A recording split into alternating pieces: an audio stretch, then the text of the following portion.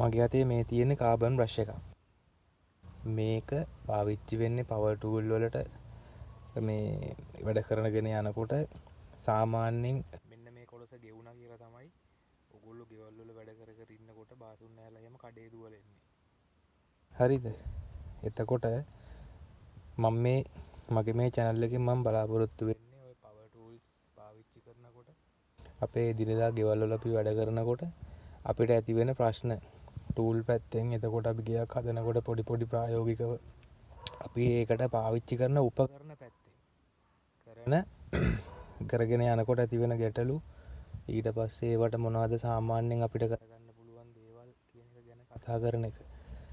මට හිතෙනවා ඉතින් අනිත් channel වගේ මම මේ කියන මාතෘකාව යටතේ තියෙන දේවලුත් ගොඩක් අයට වැදගත් වෙයි කියලා. ඒ නිසා සබ් එකක් දාලා තියාගෙන තියන් ඉන්න. මම හොඳ දේවල් ටිකක් ඔයගොල්ලන්ට අරන් ඉන්නම්. Thank you.